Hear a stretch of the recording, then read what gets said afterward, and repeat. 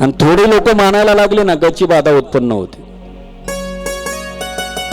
मी जर म्हटलं मी चांगली कथा करतो, उद्या सकाळपर्यंत स्वामी माझा आवाज ठेवतील का नाही सांगता येत नाही, कारण स्वामींना अभिमान नाही आवडत. माझ्यासारखा कोणीच नाही हे स्वामींना नाही पटत बरं का आशिष महाराज. मी सगळा श्रेष्ठ आणि बाकी सगळी तुच्छ, कधी मानू नका. विष्णुवांना आणलं त्यांना, जसं तुम्ही आमची VIP सोय केली ना आता मस्त. आमच्या बापूसाहेब शिंदेच्या असणाऱ्या ताई, त्यांच्यासाठी टाळ्या वाजवा सर्वांनी. आमचे अनिल भाऊ मुळे, त्यांच्या असणाऱ्या धर्मपत्नी, आपल्या डेअरीवाले यादव साहेब त्यांच्या असणाऱ्या धर्मपत्नी, यांनी आम्हाला लय जीव लावलाय. 4-5 दिवस लय खायला घालतात आणि मनाने घालतात.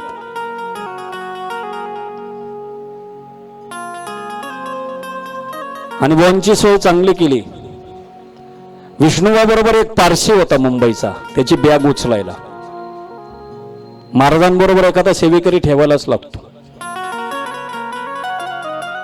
आणि अक्कलकोट मध्ये मालोजी राजांच्या वाड्यात रोज प्रवचन, दरबारच भरला भक्तीचा.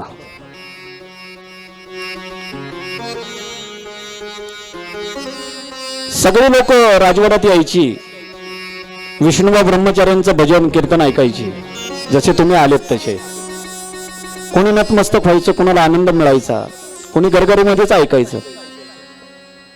वेदांचा अभ्यास विष्णुबा ब्रह्मचारी प्रवचन वगैरे करायची, सांगायचे. भजन सुद्धा जोरदार चालू असायचं. भगवंताचे अवतार का झाले, का धर्मासाठी भगवंत आला, मानवी जीवनाची सुसूत्रता काय, कसं जीवन जगलं पाहिजे, ह्या सगळ्या गोष्टींचा आढावा आणि वेद संपन्न शास्त्री विष्णुबा ब्रह्मचारी लोकांना प्रवचन देत असत. सर्वांना तल्लीन करायचे.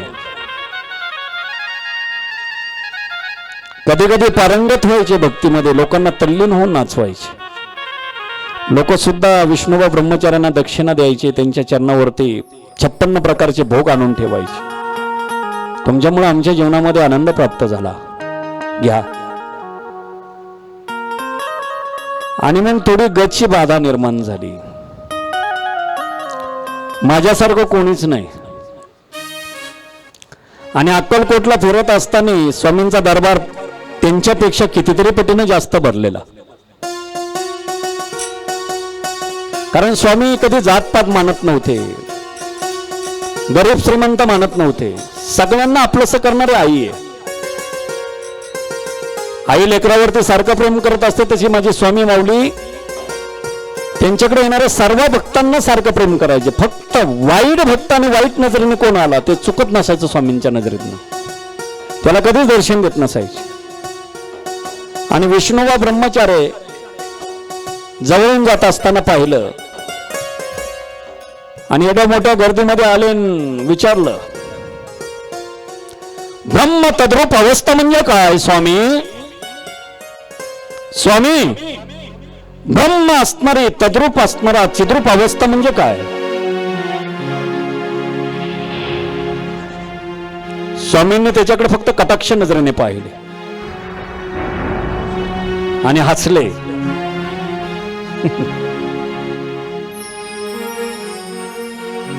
तुम्हाला ब्रह्म चिद्रूप अवस्था माहित नाही? स्वामी काहीच बोला ना. अरे ब्रह्म, अरे ढोंगी साधू आहे हा. भक्ती करत असताना अहंकार चिटकवून आहे. यांना वेद कळत नाही, यांना गीता कळत नाही, शास्त्र कळत नाही. लोकांना येतात, कोणाबरोबर बसतात, कोणाबरोबर खातात. असा कुठं स्वामी असतो का? काही काही लोक आम्हाला सांगतात, महाराज तुम्ही आता एकांतवास घ्या. अरे मला जायचंय ना, कुणासमोर असणारा देवटा मिरवायचा, परिस्थिती घेऊन जायची. जगाच्या मालकाने आजच्या 2 नासिकेद्वारे श्वास ठेवला म्हणजे त्याची कृपा, स्वामींची कृपा आपल्यावरती, म्हणून आपण येतोय. चुकू नका जीवनामध्ये, कधी अहंकार प्राप्त करू नका. मिळालेल्या वैभवाला, संपत्तीला कधी माज येऊ देऊ नका. आपल्या घरात अतिथी आला असेल स्वामी असे सांगायचे लोकांना. पण हे सांगायचे ब्रह्मचिद्रूप अवस्था, हे काय सांगता आम्हाला? ब्रह्मचिद्रूप अवस्था म्हणजे काय? ब्राह्मण असणारे होते, वेद संपन्न ब्राह्मण होते, सगळे असणारे प्रवचन. अरे ब्रह्मचिद्रूप अवस्था म्हणजे काय स्वामी? ब्रह्मचित रूपावस्था मी विचारतोय. स्वामी एकही शब्द बोलले नाही, दोन्ही नाही. अरे चल, या ढोंगे साहेब साधूंकडे कोण थांबतो? हे असं कुठे राहणं असतं का? उघडे हिंडायचं, लंगोट लावून हिंडायचं. हे लोकांना बोलावतात. आणि विष्णुबा ब्रह्मचारी निघून गेले. राजांच्या राजवाड्यामध्ये त्यांची व्यवस्था केलेली होती. आणि रात्री झोपले. एक सांगू का तुम्हाला, संत सज्जनो, सगळं करा पण भक्ती करणाऱ्याच्या बाबतीत टिंगल टवाळी आणि निंदा कधीच आयुष्यात करू नका. माझा भगवंत माफ करत नाही. आणि विष्णुबा ब्रह्मचारी झोपत असताना ना हजारो इंगळ्यांचा स्पर्श. स्वप्नात इंगळ्या चावल्यासारखं झालं. वाचवा वाचवा वाचवा. बाजूला जो पारसी सेवेकरी झोपलेला होता ना, तो खडबडून जागा झाला. काय झालं बुवा, काय झालं बुवा? अरे मला माझ्या अंगावरती हजारो इंगळ्या विंचू येऊन पडल्यासारखं वाटलं. पारशी काय बोलला माहितीये का? तुम्हाला सांगत होतो स्वामींच्या नादी लागू नका. अरे काय असं कुठं असतं का? काही लोक मानायलाच तयार नसतात ना कोणाला. काही समजून सांगायला गेलं ना, हे बाळा असं वागू नको रे बाळ, हे बाळ असं नको वागू, नीट वाजवावं, हे बाळ नीट गावं. ऐकायचंच नाही. विष्णू ब्रह्मचारी तसे अहंकारी झालेले. तुम्ही काय शिकवता मला? तुम्ही छत्री धरायचं काम करा आणि कोणाला सांगू नको बरं का मी माझ्या झोपेत हजारो विंचवानी दंश केल्यासारखं स्वप्न पडलं मला. मी तुमच्याच बरोबर असतो ना स्वामी महाराज, मी तुमच्याच बरोबर असतो बुवा. मी कोणाला काही सांगल आणि तुमच्याशिवाय माझं काय चालणार आहे का? दुसऱ्या दिवशी स्वामींच्या दरबारामध्ये हजारो लाखो भाविक राज्य परराज्यातून आलेले. कोणी व्याधी संपन्न, कोणी संसाराची चिंता घेऊन आले. पण स्वामी त्यांना सांगायचं, अंतकरणातून आवडीने माझं नामस्मरण कर. तू चिंता सोडू नको, तुझी चिंता त्याशी सर्व आहे. आवडीने भावे,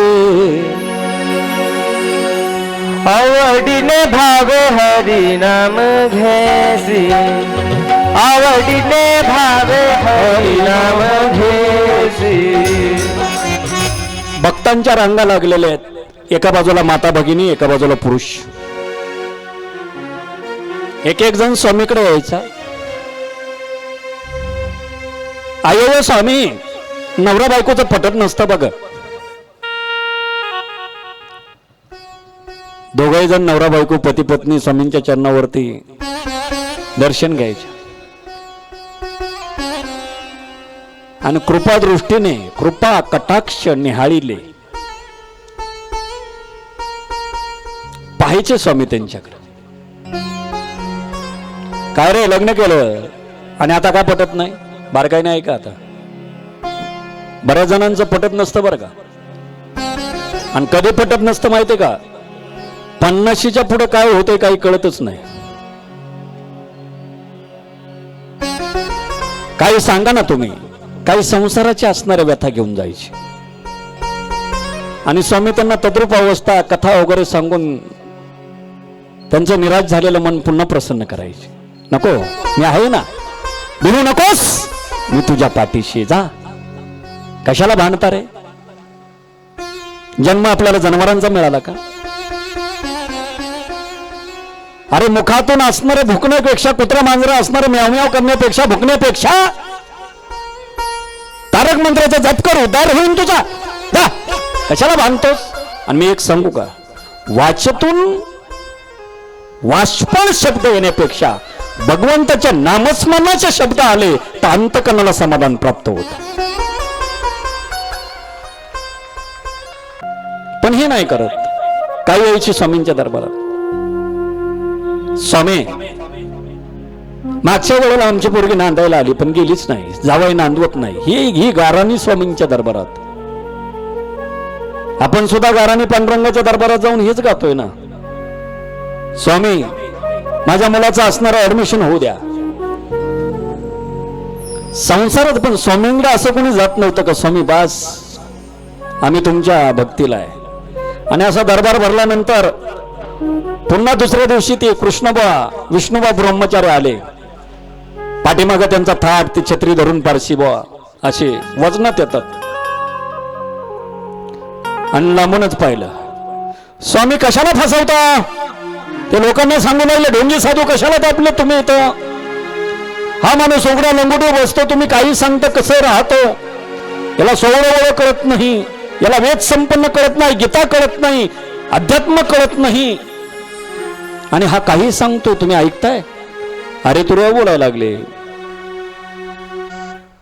एक सांगू का, गिव्ह रिस्पेक्ट टेक रिस्पेक्ट. एकमेकाचा आदर करायला शिका, नात्या गोत्यातला आदर करायला शिका. वयामधलं अंतर असेल तर नात्या गोत्याचा असेल, वयाचा असणारा आदर करायला शिका.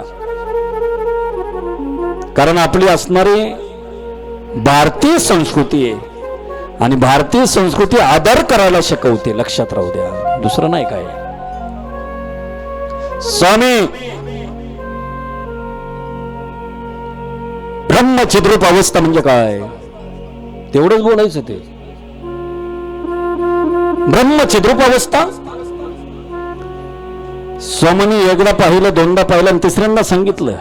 अरे ब्रह्मचिद्रूप अवस्था म्हणजे काय.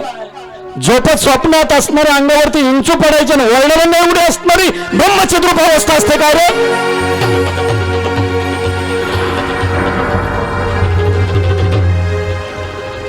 असे प्रश्न विचारणारे विष्णुबा असे हात थरथर कापायला लागले.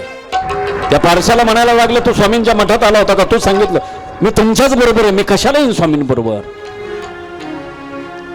आणि मग जेव्हा विष्णुबा ब्रह्मचार्यांना कळलं हे साधारण नाहीत, हे महात्मे आहेत, म्हणून गडबडा असणारे स्वामींच्या चरणावरती नतमस्तक झाले. स्वामी मला पात्रात घ्यावं स्वामी.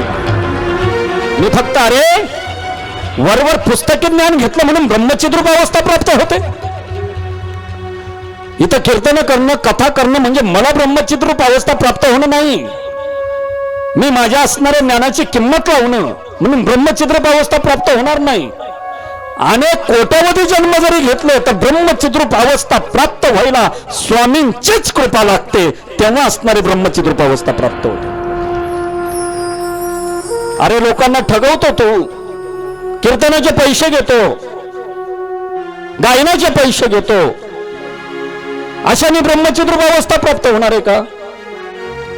कथा करणारे सांगणारे तू पैसे घेऊन संसार चालवतो, हे स्वामी सांगायचे. आणि ही उदाहरणं आमच्या बाबतीत सुद्धा पडतात.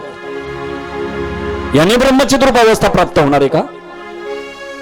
ब्रह्मचिद्रूप अवस्था म्हणजे काय, मन तल्लीन होणं, एकांतामध्ये जाणं. आणि ब्रह्मचिद्रूप अवस्था मिळवायला आणि भगवंताची प्राप्ती करायला पैसा सुद्धा लागत नाही. मन आहे ना एक चित्ताने द्यावं लागतं, एक कवडी सुद्धा लागत नाही आणि दमडी सुद्धा लागत नाही. आपल्या मनाला विचारायचं